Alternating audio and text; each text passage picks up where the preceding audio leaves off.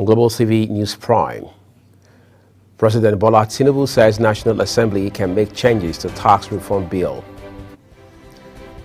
In business, the Independent Petroleum Marketers Association of Nigeria urges fair pricing, stronger collaboration. On the foreign scene, Kamala Harris slams Donald Trump's offensive remarks on women. And in sports, Manchester United appoints Ruben Amorim as new head coach. Hello and welcome to all our viewers in Nigeria and around the world to News Prime on Global Television, coming to you live from the nation's capital, Abuja. I am Uyiak Mofwegbe. Here's a quick reminder that Global TV is on DSTV channel 365 and free to air on Nightcomsat. Tonight, we start by telling you President Bola Tinubu says there would be no need to withdraw the tax reform bills from the National Assembly as recommended by the National Economic Council. He argued that with the legislative process already in motion, imputes and necessary changes can be made without withdrawing the bills from the National Assembly. Tinubu's Special Advisor on Information and Strategy, Bayo Onanuga, made this known in a statement.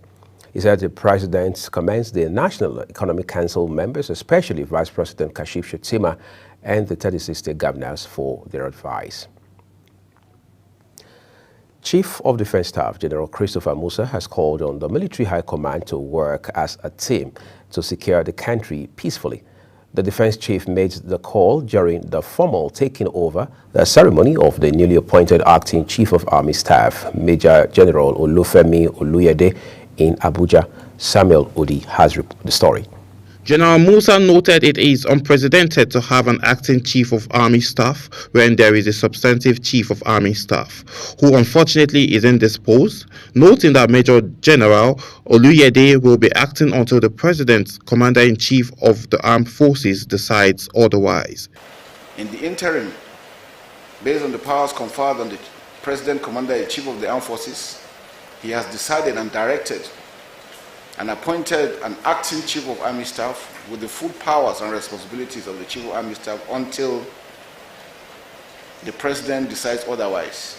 He congratulated the acting Chief of Army Staff on his appointment and implored him not to rest on his laurel in ensuring that he justifies the confidence reposed in him by the President.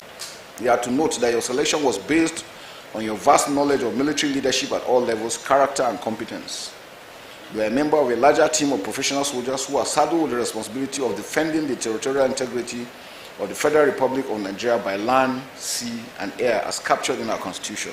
In his remark after completion of the signing in of the taking over notes, General Olukayode promised to hold forth as acting Army Chief until the return of Lieutenant General Abiodun Lagbaja, who is the substantive Chief of Army Staff. The acting Chief of Army Staff solicited prayers for Lieutenant General Lagbaja's speedy recovery and safe return to complete the excellent job he started. Appointment as acting Chief of Army Staff is simply to hold sway while Lieutenant General T. Lagbaja, Medical Chief of Army Staff, is a way to enable him to take sufficient time to get necessary medical attention and recuperate. And that I intend to do with the whole of my heart and loyalty to the Constitution. Until his appointment, Acting Chief of Army Staff Olufemi Oluyede served as the 56th Commander of the Elite Infantry Corps of the Nigerian Army based in Jaji, Kaduna State. The 56-year-old Oluyede and Lagbaja were classmates and members of the 39th Regular Corps. He was commissioned a second lieutenant in 1992. Effective from 1987, he rose to Major General in September 2020. Samuel Lodi reporting for Global Television News. Thank you, Samuel Odi. The Federal High Court in Lagos has ruled for the final forfeiture of significant assets belonging to former Central Bank of Nigeria Governor Godwin Emefiele, directing that a cash sum of $2.045 million and 8 prime properties located in Lagos and Delta States be surrendered to the Nigerian government in a judgment delivered. Justice Dende Dikbolu stated that the assets, which also include 2 share certificates from a firm, are reasonably suspected to have been acquired through proceeds of criminal activity. In October, that dispatch rider Monday Osazoa, who is the first prosecution witness in the ongoing trial of embattled former governor of the CBN, Emefiele, told the courts he kept no record of monies collected for him. The House of Representatives has passed a bill to its second reading aiming to mandate the inclusion of specific portfolios in the nomination list for ministers and commissioners submitted by the President and state governors. Leading the debate, Okechukwu Dibiagu highlighted that attaching portfolios to nominees would allow lawmakers in the National and State Assemblies to conduct more effective and targeted scrutiny during confirmation processes.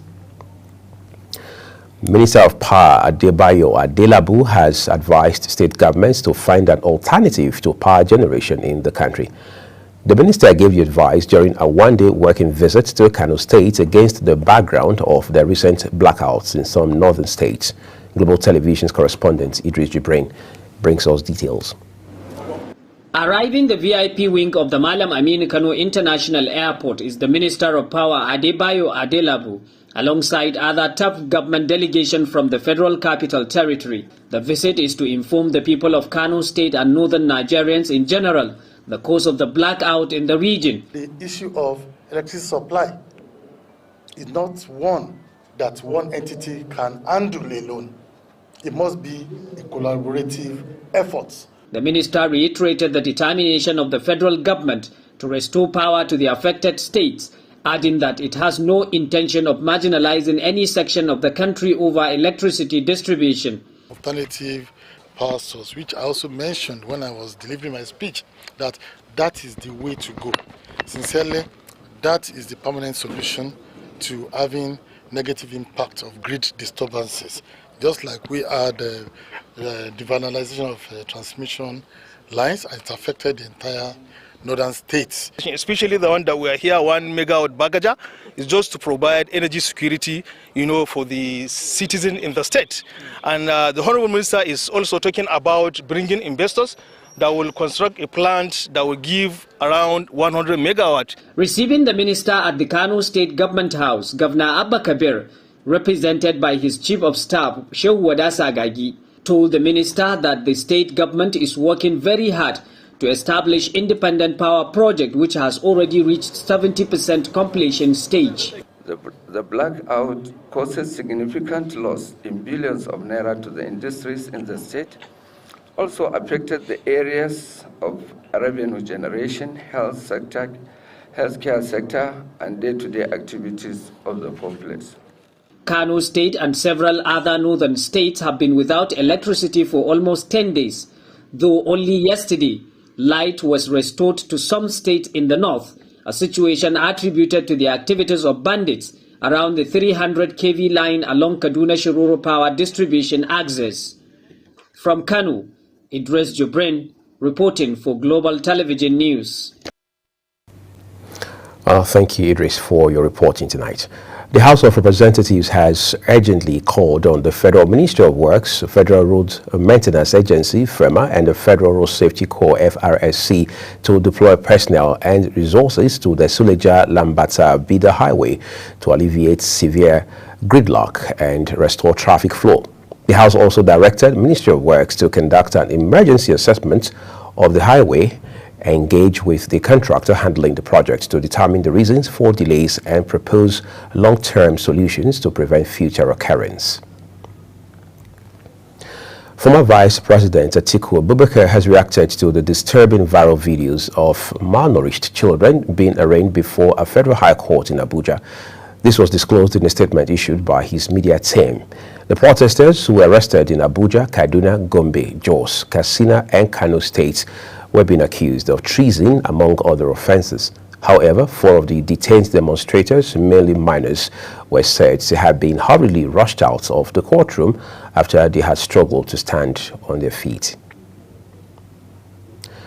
The National Democratic Front, NDF, has called on the Chief Justice of Nigeria, CJN, Justice Kudirat Kekere-Ekun, to intervene in the political crisis in Rivers State. In a statement signed by its spokesperson, Ikena Ezenekwe, in Abuja, the forum expressed dissatisfaction with the judgment delivered by Justice Joyce Abdul Malik of the Federal High Court in Abuja, which barred the Central Bank of Nigeria from releasing monthly allocations to Rivers State. The group also alleged that some politicians undermined the judicial system for personal gain in what it described as a severe erosion of integrity within Nigeria's judiciary, noting that such actions threaten both President Bola Tinubu's administration and the judiciary's standing. And still talking judicial matters, Justice Obiora Igwatu of the Federal High Court in Abuja has granted bail to 76 End Bad Governance protesters, setting a total bail sum of 760 million naira with 2 sureties for each defendant. The judge specified that one of the sureties must be a level 15 civil servant, while the other should be parents of the respective defendant. He further instructed the sureties to submit their letters of last promotion, letters of appointment, means of identification, and verified addresses to the court. Additionally, the sureties were to deposit their international passports with the court registrar, along with passport photographs, and swear an affidavit of means. The National Economic Council (NEC) has expressed reservations over the tax reform bill forwarded by President Bola Tinubu to the National Assembly. This was part of the resolutions reached during the National Economic Council meeting chaired by Vice President Kashif Shettima at the Presidential Villa in Abuja. Let's turn to other stories for you tonight. The Nigerian Ports Authority (NPA), in its daily shipping position, says that 7 ships would berth with crude oil at the Lagos port. The authority stressed that 7 vessels out of the 9 expected and would berth diesel, crude oil, bulk, urea, petrol, and aviation fuel, while the remaining 2 vessels will berth with containers carrying different goods. Governor Hope Uzodimma has received the remains of an elder statesman, late Chief Emmanuel Iwayawu, the 11th President General of Ohaneze Ndigbo, a social cultural group, at the Imo Government House, Owerri, the state capital, as he journeyed to his final resting place. Emmanuel Iwayawu, as an industrialist and a business mogul, died on July 25, 2024 at the age of 81 after a brief illness in a hospital in Abuja, and his remains have been moved to his hometown, Ata Ikeduru, local government area of Imo State, to be laid to rest. Global Television will bring you those details later. The governor of Ondo State, Lucky Aiyedatiwa, has announced that a new minimum wage of 73,000 naira for civil servants in the state will be implemented starting this month of November. The governor made this declaration during the 2024 Public Service Week celebration, an event marked with a fitness walk aimed at promoting the health and well-being of public workers. Here's Kekelomo Kiri's report. Ondo State civil servants, led by labor leaders, walked through part of the state capital before converging at the government house, where they expressed their support for the governor ahead of the November 16 governorship election.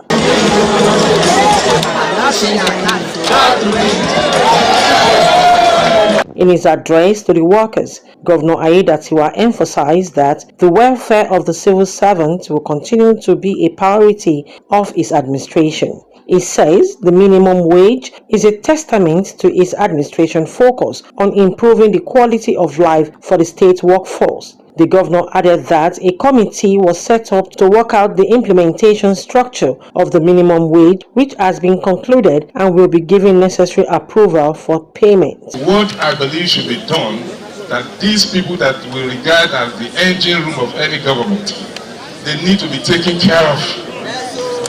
They need to be motivated. They need to be trained to be able to do better. Position that I've taken that the civil service as engine room of government should be well taken care of. Ondo State Head of Service Bayo Philip praised Governor Aiyedatiwa for creating a conducive environment for the civil servants in the state. He noted the administration's commitment to prompt salary payment, regular promotions, leave bonus, and consistent disbursement of pension allowance and gratuities. It's time for us next year.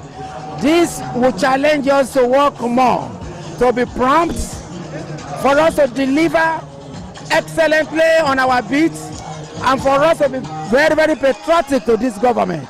particularly in area of revenue generation and management. The state chairman, Trade Union Congress, Comrade Clement Fatuashi, expressed confidence in Governor Aiyedatiwa's continued support for civil servants and assured the governor that the civil servant will proudly come out en masse on November 17 to celebrate his victory. All of those state workers are for you. Sir, call us politicians. And I don't belong to any government in power that is not doing good for us. The governor further assures the civil servant that if elected, he will surpass his current achievements, pledging to break his own record by delivering even more for the workforce. The governor further expressed appreciation for the show of solidarity and reminded them of his shared identity as the #1 public servant in the state. From Akure, Kikelomo Okeri, Global Television News.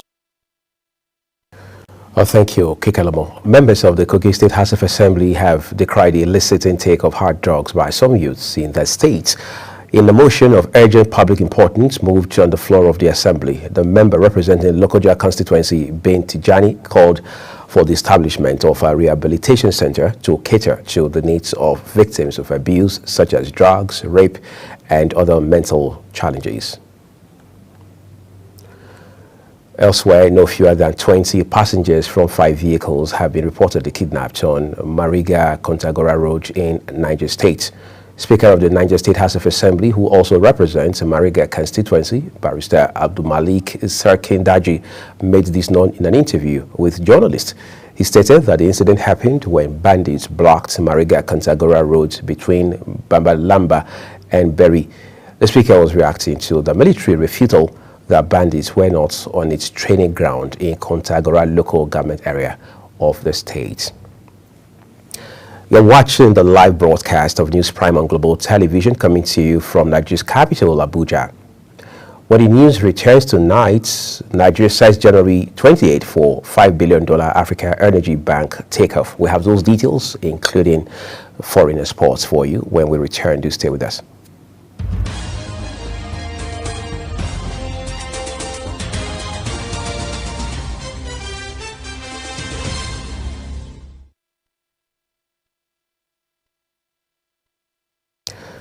Let's turn to business for you. The 36 state governors of the Federation have unanimously demanded the immediate withdrawal of the National Tax Reforms Bill, delivering a significant strategic blow to the comprehensive efforts undertaken by the Taiwo Oyedele-led Presidential Fiscal Policy and Tax Reforms Committee.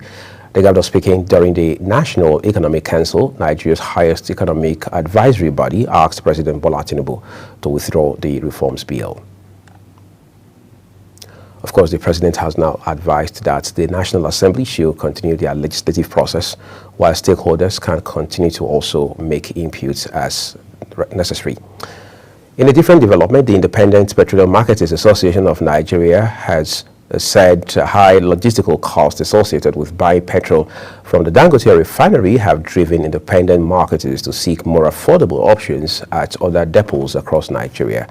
The National Assistant Secretary of the Association, Yakubu Suleiman, made this known while fielding questions from newsmen. Suleiman also accused the CEO of Dangote Refinery, Aliko Dangote, of sidelining key stakeholders in his fuel supply strategy. The Nigerian government has set January 28, 2025 as the deadline for the optimization and operationalization of the $5 billion Africa Energy Bank in Abuja, which is aimed at bridging financial and financing gaps in the continent's oil and gas industry.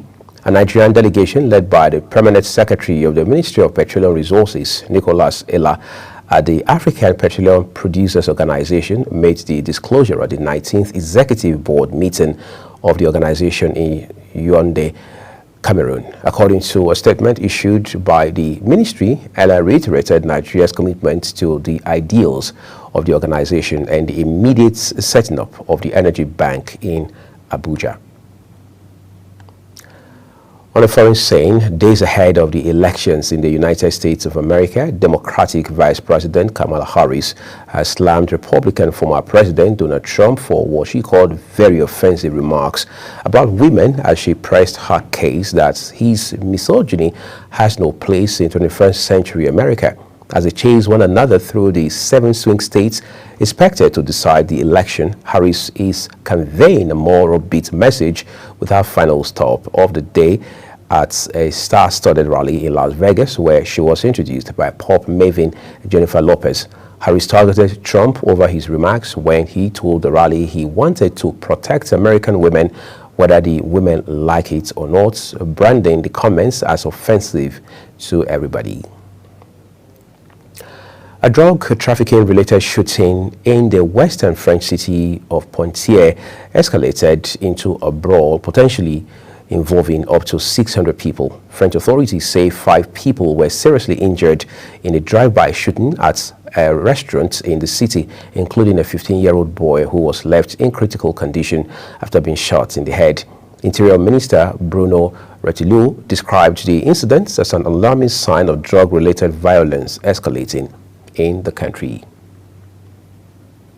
And now time for some excitement from the world of sport. President Bola Tinubu has reassured Nigeria's team of full government support as they prepare to compete in the Invictus Games set to take place next year in Vancouver, Canada. Senior Special Assistant to the President on Special Needs and Equal Opportunities, Mohammed Abba Issa, says this during a sports training week organized by the African Unconquered Foundation in Abuja. He noted that President Tinubu's administration remains deeply committed to supporting service members who inspire the nation with their bravery and resilience. Super Eagles and Fulham midfielder Alex Iwobi has ventured further into music with the release of his second single, What's Love. This is following the success of his debut track, Don't Shoot, which made him the first Premier League player to officially release music. His latest single, What's Love, posted via his social media handles on Thursday, is a celebration of African culture, blending Afro swing with the rap elements and features collaborations with friends SPKS and Mr. Brown. What a way to marry soccer and music. Let's take a look at some other sporting stories tonight. Manchester United have appointed Ruben Amorim as their new head coach, replacing the sacked Erik ten Hag. The 39-year-old Portuguese coach, who won 2 Premier League titles with Sporting Lisbon, has signed a deal until 2027 and will join the club on November 11. Former United striker Ruud van Nistelrooy, who took charge on an interim basis after Erik ten Hag was sacked, will stay on for the club's next 3 fixtures. Amorim is the 6th permanent manager United have appointed since Alex Ferguson's 26-year reign ended with his retirement 11 years ago. To end the News Prime here on Global Television tonight, a quick look at some of our top stories. President Bola Tinubu has stated that the National Assembly can make alteration to tax reform bill. In business, the Independent Petroleum Marketers Association of Nigeria, IPMAN, has made a case for fair pricing as well as stronger collaboration. On the foreign scene, Kamala Harris has criticized Donald Trump over what she called his offensive remarks on women. And finally, in sports, we told you Manchester United have appointed Ruben Amorim as its new head coach. And that's a wrap here on News Prime tonight, and it came to you live on Global Television from Nigeria's capital, Abuja. Just a quick reminder that we are on DSTV, channel 365, Gold TV, on, should say, Star Times 276, and free to air on Nightcomsat. Don't forget to follow us across all social media platforms using our Global TV NG, as well as other handles now showing on your screen. On behalf of the entire production team here at Global Television's headquarters in Abuja, Nigeria's capital, I'm Uyi Agumofwegbe saying thank you for watching. I'll see you again.